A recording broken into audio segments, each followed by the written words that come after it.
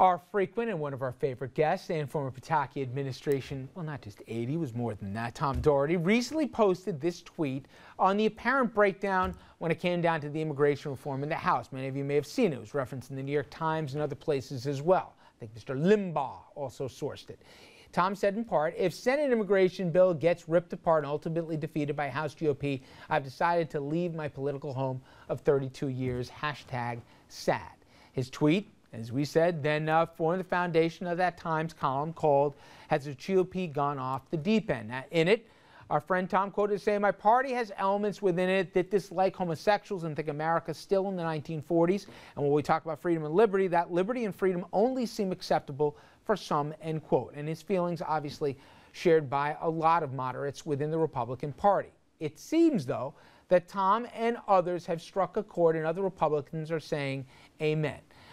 Because I want you to take a look at what, of all people, Newt Gingrich just said, and he said this during the GOP's meeting in Massachusetts just yesterday.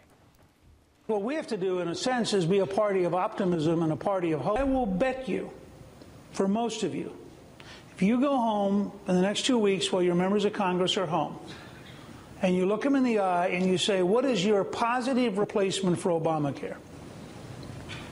They will have zero answer. Because we are caught up right now in a culture, and you see it every single day, where as long as we're negative and as long as we're vicious and as long as we can tear down our opponent, we don't have to learn anything. And so we don't. This is a very deep problem. My question, Tom, is, Gingrich says it, a couple others have hinted at it. Is there enough people to break the Tea Party fever and really an election cycle that you guys should clean house in, get this thing straightened out, if not in time for November, at least 2 years from now? I believe so. And I believe that the energy and the fight that I see in social media on a daily basis, that Gingrich is exactly right in that, you know, one of the things about the Reagan years is that the happy warrior, the happy conservatives, everything was, you know, there was a smile and a laugh about everything. We are no longer the party of ideas. We're the party that talks about, you know, they have cantaloupe calves. How insulting. And so I really believe there are enough people out there. And the funny part is they're not moderates. There are many, many conservatives who see the truth out there and what our party needs to fight and stand for. And I think, you know, as I tweeted that, and, you know, I got a lot of reaction to it, is that, you know, so much of me now is engaged in staying and fighting and reshaping this party, because there are a lot of people out there who want to have that fight within our party. Do you think, see, for me, the person who probably most articulates that is Chris Christie right now. And I've had this debate among others who said he'd never make it through a primary. Maybe it's just him, but if there's an authentic voice who doesn't try to have it both ways, and he'll say, damn Skippy, I'll throw my arm around the president if he'll get my state money when we're underwater. I think most people say that makes sense to them, and they're not going to demonize a president if that's the person who's going to help you get funding for your state or whatever. Do you think, am I misreading this, that you can never make it through a primary gauntlet if you're not right? No, I think you're absolutely wrong about that. Was McCain right? In fact, the funny part about McCain is he ran to the right after winning the nomination, which was a terrible mistake. Was Romney right? He was in the primary.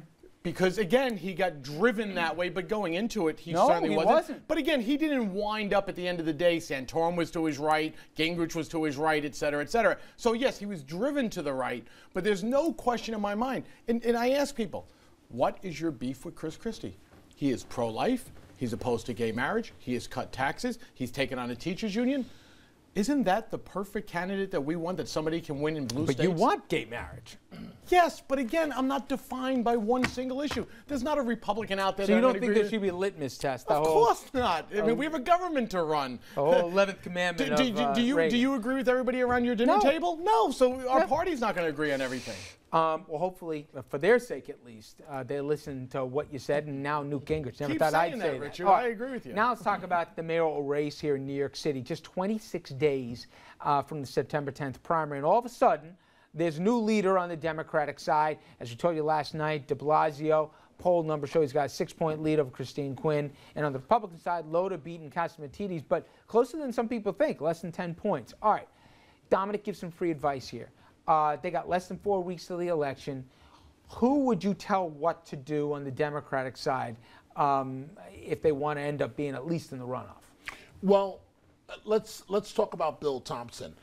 The one negative thing that I hear, and this is universal from all types of different people, they say, is he running for mayor? Does he really want to be mayor? People question whether or not he really has the enthusiasm, but that can work for him. And the fact that he hasn't been the front runner. The target has been on Christine Quinn's back. It's still on her back. It will remain that way through Election Day. And now it's going to be on de Blasio's back. Bill Thompson has a solid constituency. And if he can just boost his enthusiasm a little bit, he could make it to the runoff. And I mean, Give me one optic that shows enthusiasm that he should do. During his stump speech, he's got to show a little more fire. He's got to show a little more fire. He's got to do enough to get on the 5 o'clock news, right? Yes, yes. Okay.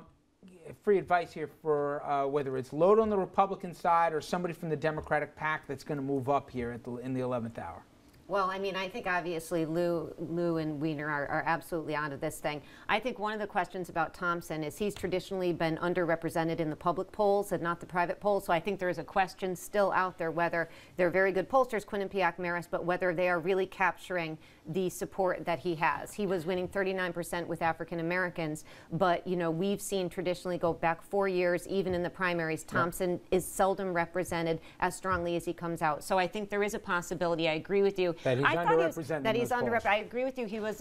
He has to be more fiery. He wasn't. I thought he did an okay job at the debate. Not great. I think de Blasio is running a very smart campaign. I have to say. He may have peaked too early, as Dominic said last night. He may have peaked too early. Can you give me any pathway, given the inherited disadvantage against Republicans from a registration side, that Joe Lhota, assuming he comes out, could actually win this thing? No. Yeah. I mean, I've said it from moment one. I said it to Joe back in last December. I said, be careful what people are pushing you into.